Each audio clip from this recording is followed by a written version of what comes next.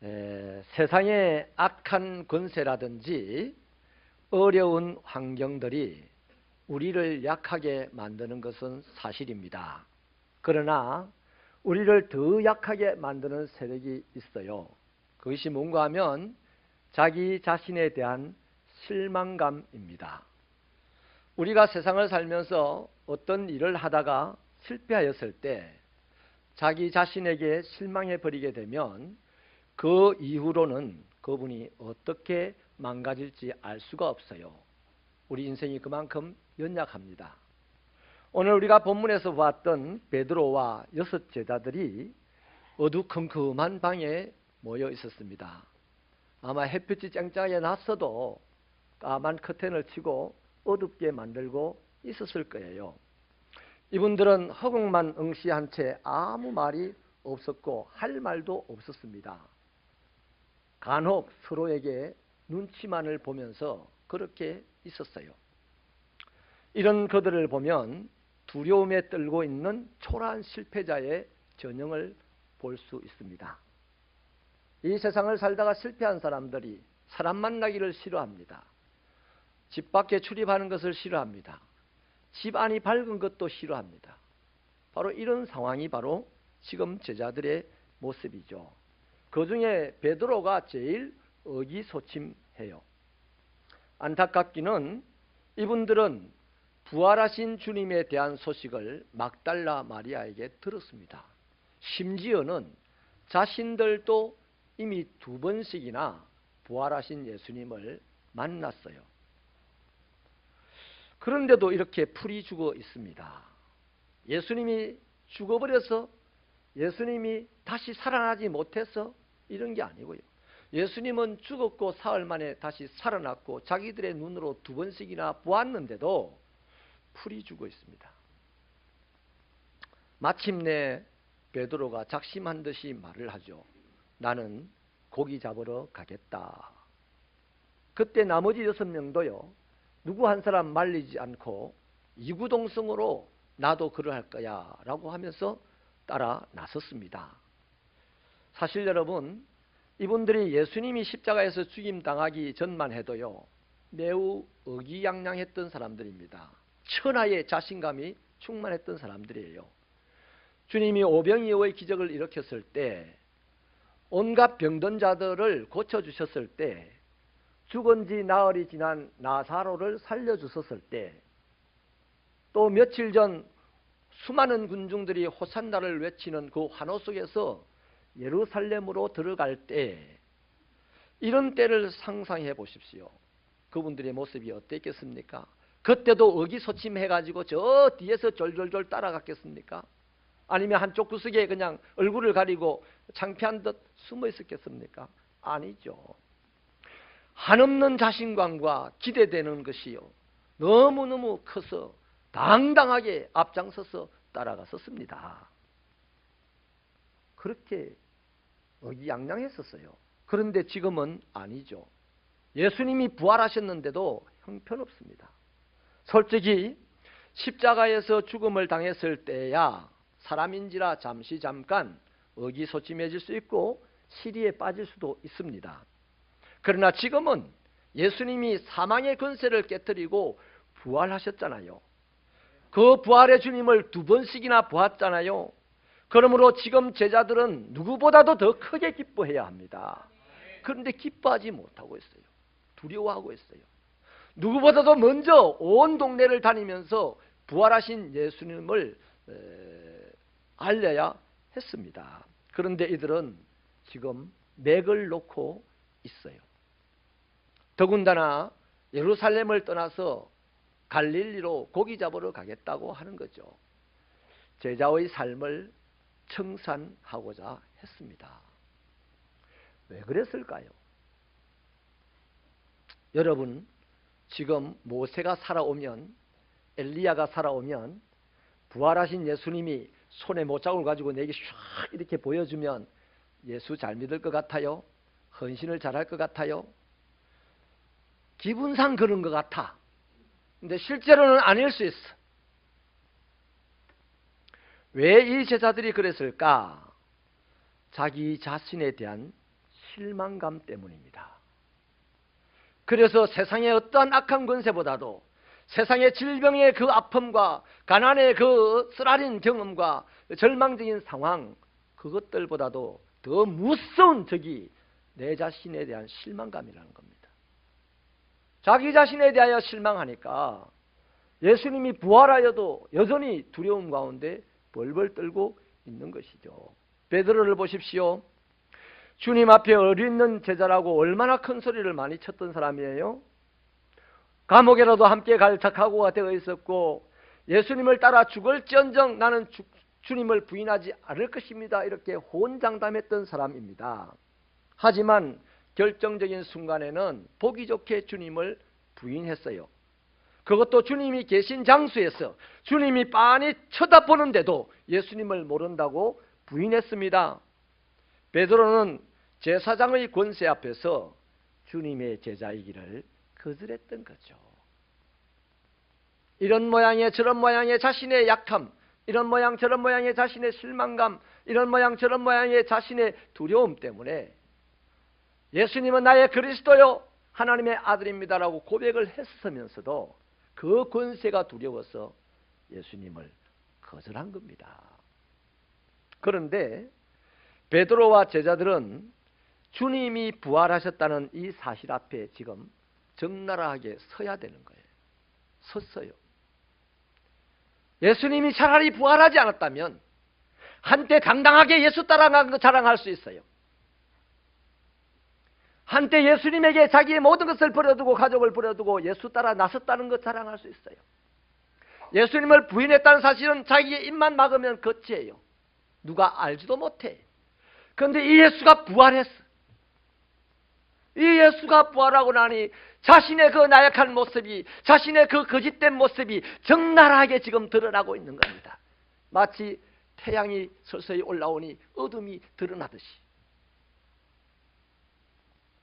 자신들의 거짓말로 얼룩진 그 실체가 주님 앞에 고스란히 드러나게 된 거죠. 뿐만 아니라 이제 알고 보니 자신이 생각만 해도 주님에 대하여 행한 일이 너무나 실망스럽고 부끄럽기 짝이 없는 겁니다. 내가 어찌 이 주님 앞에 설 수 있으랴. 제자 될 자격이 없다 싶었어요. 주님 따라갈 염치는 더더욱 없었습니다. 그래서 자기 사역을 내려놓아야 했습니다. 송충이는 솔잎 먹어야만 제격이지 하고 자기는 갈릴리에 가서 업으로 사는 것이 맞다라고 판단을 하고 결심을 한 겁니다. 그래서 베드로는 주님의 곁을 떠나기로 했습니다. 이건 세상이 두려워서가 아니에요. 실망스러운 자기 모습으로 주님 뵙기가 부끄러워서 사역을 내려놓게 된 겁니다. 여러분, 신앙이라는 것은요, 바로 이 점에서 우리가 생각을 해야 됩니다. 부끄러우면 아무것도 못해요. 자기에게 실망하면요, 예수님이 죽은 자를 살려내도 예수님과 함께 못해요. 문 닫아라 그럽니다. 사람 나타나면. 해가 뜨면 해야 가려라. 그게 마지막 날 다 나타나요. 마지막 예수 재림의 날. 바위야 날 감춰다오, 산아 날 감춰다오. 부활의 주님이 아니라 부활 성취하신 주님이 재림하는데도 그 앞에서 자기를 감추려고 몸부림치는 사람이 대부분이더라요. 여러분, 우리가 신앙생활을 하다 보면요, 자신의 실수 때문이든지 아니면 살아가는 형편이 너무 어렵고 환경이 괴로워서라든지 이런 것 때문에 이런저런 이유로 수치심에 빠질 때가 있어요. 그래서 자신이 주님의 일에 아무 도움이 안 된다 이렇게 생각을 하는 경우도 있습니다. 그러나 아무리 자신에게 실망하고 부끄러운 일이 있었다 할지라도 주님의 곁을 떠나지 말아야 합니다. 그리스도인이란 예수를 떠나는 순간 끝장나버리는 게 그리스도인이거든요. 예수 없이는 살 수 없는 사람이 그리스도인이기 때문입니다. 그래서 힘들어도 예수에게 붙어 있어야 돼요. 억울해도 예수에게 붙어 있어야 돼요. 자존심에 좀 스크래치가 가도 예수에게 붙어 있어야 돼요. 남북권 일이 있어도 예수에게 붙어 있어야만 합니다. 그 예수를 떠나버리는 순간이 그 사람은 돌이킬 수 없는 좌절과 절망과 괴로움의 나락 속으로 빠져버리고 인생은 거기로 끝나는 것이 되는 것뿐입니다. 예수 떠나는 것이 추락의 시작입니다. 베드로와 제자들의 추락하는 삶은요, 고향 갈릴리 바닷가에서 그대로 드러나고 있지 않습니까? 성경은 베드로의 추락을 오늘 이렇게 한마디로 기록하고 있습니다. 그날 밤에 아무것도 잡지 못하였더라. 밤을 새워 작업을 했습니다. 혼자가 아니고 둘이 아니고 7이서 작업을 했습니다. 예수님이 바닷가에 서 계신 줄도 알지 못할 정도로 열심을 다해서 해가 뜰 때까지 작업을 했습니다. 그런데 고기를 한 마리도 못 잡았어요. 수고만 했죠. 한 마리도 잡을 수 없는 그 허접한 인생들 보기가 참 딱하지 않습니까? 이제 아침이 밝아오죠. 그러나 그들에게는 그 아침이 전혀 반갑지가 않습니다. 그들의 실패만 더욱 도드라지게 될 것이니까요. 아침이 되면 이제 동네 주민들의 따가운 눈총을 받아야 됩니다. 그리고 수군거리는 소리도 뒤에서 들어야 될 것입니다. 저 친구들 쪽박 차고 왔다며, 이 세상이나 고기 잡으러 가가지고 고기 잡는 방법도 잊어버렸나? 7이나 수고를 하면서도 고기를 한 마리도 못 잡았네, 밤새도록. 희한한 일일세. 이런 수군거리는 소리를 들어야 할 것이 뻔합니다. 그동안 가족들 고생은 또 얼마나 시켰습니까? 3년 동안. 그 정신 차리고 이제 고기 좀 잡아서 가족들 먹여보려고 했는데 고기를 한 마리도 못 잡았으니 가족들 볼 면목도 없는 것이죠. 여러분, 이게 뭡니까? 영적인 일에 실패하면 육신의 일이 아무것도 안 된다는 성경의 명백한 증거잖아요. 예수 믿는 사람이, 예수 따르는 사람이 주님을 떠나 살면 아무것도 할 수 없는 것이 바로 여기서 보여주는 증거지 않습니까?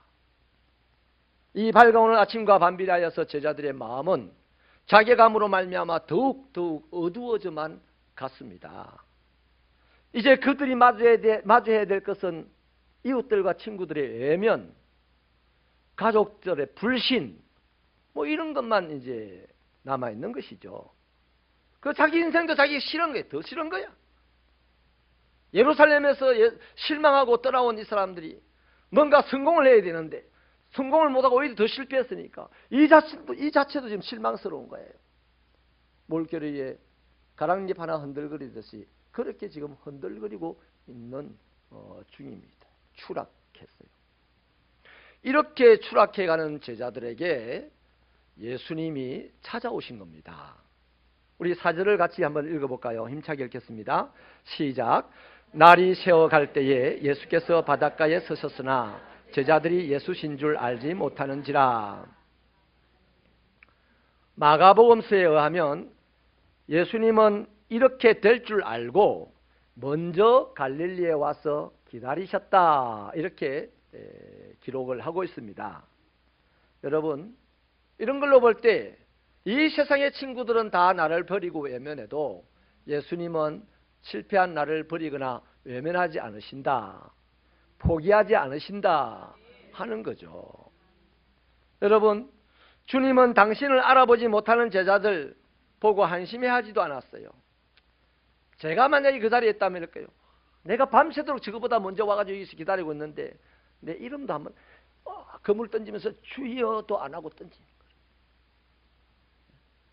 날이 밝았는데도 자기가 있는 걸 보고도 자기인 줄 알지 못하는 거라. 이런 어리석은 인간들, 허접한 인간들, 괘씸한 인간들. 근데 나 같으면 삐져서 돌아갈 것 같아. 근데 예수님은 그러지를 않는 거예요. 제자들에게 다시 한번 물고기를 많이 잡는 그 이적을 보여주십니다. 그래서 그 중에 똑똑한 제자 하나가 예수님이다 이렇게 알아보자 이 베드로가 벗어놓았던 옷을 걸치고 예수님에게로 나온 거죠. 물에 뛰어들어서 예수님에게 온 거죠. 나머지 제자들도 예수님께 모여들었습니다. 이제는 자신들의 처절한 실패 현장이라고 생각하는 그 자리에 다시 예수님을 모시고 섰습니다. 그렇다면 우리 질문을 이렇게 한번 해볼게요. 주님은 그 이런 시간에 왜 여기 오셨나? 갈 데가 없어서 오셨을까? 주님은 자기가 부활했다는 사실을 할 수만 있으면 많은 사람들에게 알리셔야 될 텐데, 이 어중간한 인간들은 알리라고 해도 알리도 못하고 지금 숨어버렸는데, 예수님 당신 스스로라도 바쁘게 다니면서 당신의 부활을 알려야 하지 않으실까요? 또 이 배반한 이 인간들이 얄밉지도 않았을까? 근데 이 질문을요, 왜 이곳에 주님이 오셨나? 이런 자들을 주님이 찾아오시고, 이런 자들이 고기 잡는 이적을 보여주시고, 또 이런 자들에게 밥까지 해주셨나? 그 질문에 대한 열쇠는 누가복음 22장 32절에 있습니다. 내가 너를 위하여 기도하였노니 너는 돌이킨 후에 내 형제를 굳게 하라. 이 말씀은 예수님께서 별세하시기 며칠 전에 베드로에게 하신 말씀이에요. 예수님은 자기가 십자가에 못 박혀 죽는 순간 원수 마귀가 이 제자들을 밀을 까부르듯이 막 까불어버릴 거다 이거 말이에요. 그럼 제자들은 막 사시나무 흔들리듯이 막 흔들리면서 흩어질 것을 알았어요.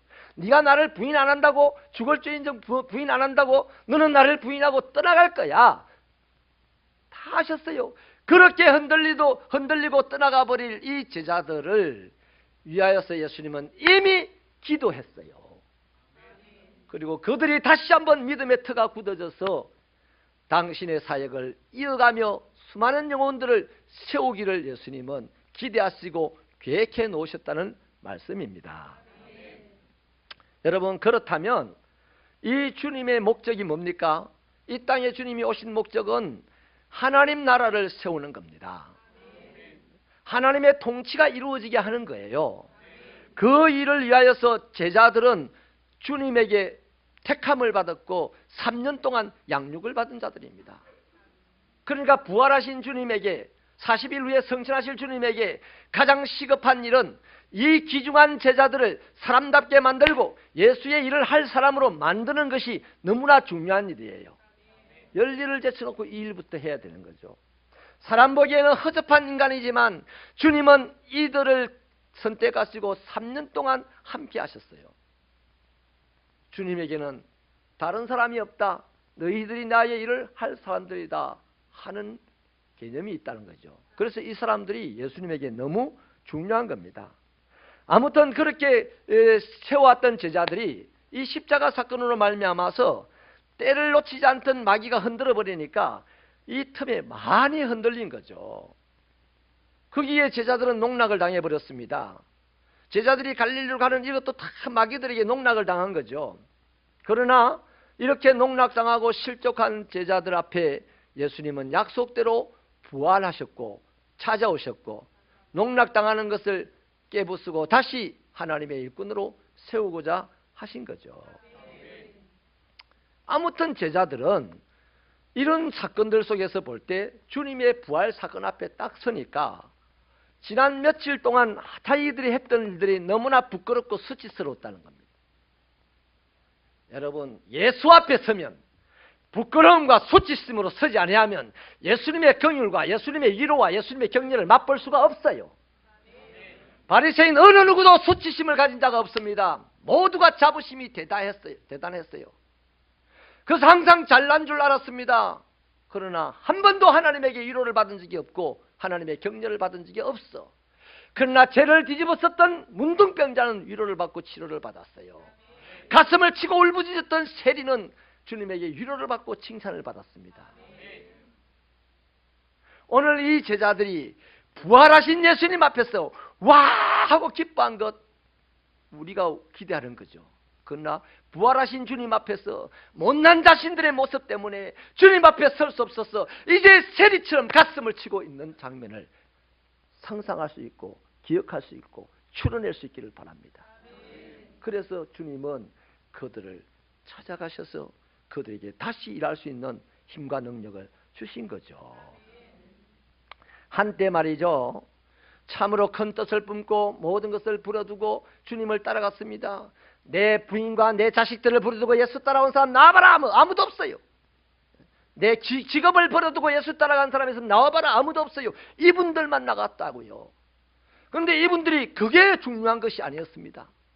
부활하신 예수를 딱 만나고 보니 나는 아무것도 아니었어요. 아무것도 할 수 없는 자였어요. 이것이 깨달아져야 신앙생활을 제대로 할 수 있어요. 그러나 주님은 네가 아무것도 할 수 없다고? 나는 할 수 있어. 그래서 내가 너희들에게 온 거야. 너희는 나에게 소중한 자야. 너희들은 나보다 더 큰 일을 해야 될 자야 하면서 그들을 찾아오시고 그들을 세우신 거예요. 할렐루야. 실패한 제자들을 다시 찾아오신 주님은 제자들을 위하여 수고도 마다하지 않았잖아요. 주님은 벌써 아침 식사까지 준비하시고 제자들에게 나누어 주셨습니다. 이 제자들이 예수님이 나눠주는 이 상황, 이 음식을 먹는 상황을 보면 구약시대의 엘리야 선지자가 생각이 납니다. 엘리야도 아무도 따라갈 수 없고 흉내낼 수 없을 만큼 대단한 힘과 은사와 능력을 가지고 주의 일을 했는데 효과가 별로 없어. 돌아오는 것은 죽이겠다는 막 위험만 오고 너무나 그 상황 속에서 힘이 들었고 실망이 되었습니다. 그래서 차라리 못 살겠다, 주의 일 안 하겠다고 로뎀나무 밑에 들어가서 누워서 이제 시간을 기다린 거예요. 며칠 굶다 보면 이 사막 가운데서 죽겠지 하고 스스로 목을 맬 수 없으니 그렇게 죽음을 택했습니다. 그런데 하나님께서 천사를 보내셔가지고 음식을 자꾸만 먹여요. 그런데 그 음식을 먹고 이 엘리야가 깨닫습니다. 아, 하나님은 나를 지금도 사랑하시는구나. 저 세상 천지는 다 나를 외면하고 누굽니까? 그 아합 왕과 그 부인은 나를 죽이려고 덤벼들지만 하나님은 지금 나를 살리려고 하시는구나. 그러나 이 하나님을 만나야 되겠다. 그리고 40일 동안 광야를 걸어서 호렙산까지 걸어갔다 이 말이에요. 그 엘리야는 천사를 만나서 위로를 받고 다시 주의 일을 하는 사람으로 이렇습니다.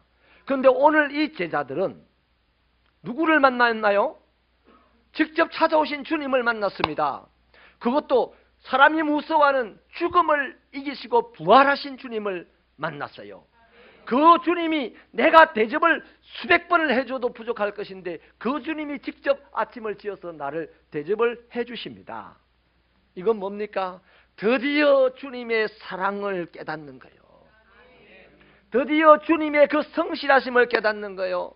우리는 조석으로 마음이 왔다 갔다 변하지만 이 예수님은 내가 어떠한 모양으로 살아도 변하지 않고 이 예수님의 사랑은 너무 끝이 없고 커서 오늘 이 나 같은 사람도 이렇게 찾아와서 섬겨주시는구나. 아멘이십니까? 예수님은 사람이 연약할수록 더욱 귀하게 이겨주십니다. 사랑하는 성도 여러분, 예수님은 실패자를 외면하거나 버리거나 배척하지 않으십니다. 세상 사람들은 다 떠나고 배척하겠지만 예수님은 그를 더욱 가까이 하시고 그를 주님이 세우시게 되는 분입니다. 왜냐하면 오늘 이 제자들 세상 사람들이 약하다고 했어요. 또한 자기 자신도 나는 약한 자라고 지금 고백을 하고 있어요. 그때의 주님은 오셔서 세워주십니다. 하나님의 큰 나라를 세우는 일꾼으로 세워주시는 거죠. 오늘 여러분, 제자들이 주님이 주시는 이 밥을 먹으면서 밥만 먹었겠어요? 고기만 발라 먹었겠어요? 예수님의 그 끝없는 사랑을 먹었고 예수님의 그 어마어마한 성실을 먹었던 겁니다. 아멘. 주의 인자는 끝이 없고 주의 자비는 무궁하며 아침마다 새롭고 늘 새로우니 성실한 예수님. 아멘. 아마 그들은 이런 노래 불렀을 거예요. 제자들이 한 말은 아무것도 없습니다. 제자들이 음식을 먹을 때 주님 감사합니다. 맛있네요. 이건 영양가가 뭐가 있고 영양소가 뭐고 이런 말 안 했겠죠. 그냥 속으로 삼켰을 거예요. 주의 인자하심이 끝이 있구나. 주의 성실하심이 무궁하구나. 주의 사랑이 이렇게 크다. 나 더 이상 두려워하지 않을 거야. 나 이 세상에 실패했다 할지라도 이러한 주님이 나를 붙들고 계심으로 나는 넘어지지 않을 거야. 주저앉지 않을 거야. 다시 일어나 주께서 원하는 일을 할 거야. 그랬겠죠. 사랑하는 여러분, 말씀을 마치겠습니다. 우리는 지금 죄악이 난무하는 세상에 살고 있습니다. 일부 예배 때 기도했던 집사님의 그 기도 안에 하나님 용서해 주십시오. 우리는 세상이 굳이 우리를 유혹하지 않아도 유혹받을 준비를 하고 살아가고 있습니다. 그래요. 이 험악하고 악독하고 더러운 세상 가운데 우리는 가정스러운 모습을 하고 살아갈 때가 많이 있습니다. 부활하신 예수님을 만나보지 않았기 때문에 우리는 그래도 착한 사람인 줄 알고 세상을 정죄하면서 오늘 또 교회에 모여 있겠죠. 그러나 부활하신 주 예수를 만나면 내가 가정스러운 자요, 내가 하나님의 일을 할 수 없는 자요, 나는 이 세상에 살아갈 가치조차 없는 자인 것을 깨닫게 될 것이나, 그럼에도 불구하고 예수님은 우리를 택하셔서 지난 수십 년 동안 하나님의 말씀으로 양육하셨고 오늘까지 기다려오셨고, 이 부활의 날 아침에 2000년 전에 부활하신 예수님이 오늘 이곳에도 우리를 찾아오셔서 먼저 와서 기다리고 계시다가 이 시간 말씀으로 우리 가운데 역사하는 것입니다. 그러므로 우리는 할 수 있어요. 거룩하신 끝없는 하나님의 사랑과 예수님의 그 영원하신 성실하심 때문에 우리는 무한한 가능성을 갖고 살아가고 있으니, 세상이 힘들다고, 내 인생이 파괴됐다고, 내 사업이 망했다고 주저앉아 있고 실망에 빠졌다면 그 사람의 인생은 아무도 모르는 채 사라지고 말 것이지만, 부활하신 예수님이 오늘 또 나에게 찾아오셔서 말씀의 밥을 주시고 말씀의 생명을 주시니 나는 할 수 있다라고 일어선다면 우리는 세상 천지에 오늘도 예수님처럼 살아가는 위대한 인물로 언젠가 자리 잡게 될 줄로 믿습니다. 한번 이 세상에 왔다가 죽어서 끝날 인생이라면 그 하나님의 세계를 경험하시기를 바랍니다. 예수 만나서 살아있는 동안 세상 많은 사람들에게 세월이 흘러가면 흘러갈수록 당신은 나의 희망의 깃발입니다. 당신은 나의 소망의 언덕입니다. 내가 당신 때문에 하나님을 만나고 당신 때문에 하나님의 복을 받고 당신 때문에 용기를 얻어서 이 우라질 세상을 능히 살아내겠습니다 하는 사람이 세례기슬 같은 청년들처럼 이 재단에 차고 넘치는 역사가 오늘 저와 여러분을 통하여 있게 되기를 축원합니다. 부활의 예수님을 만날 수 있는 비결은 시리즈로 다음 주에 드릴게요. 기도하시겠습니다.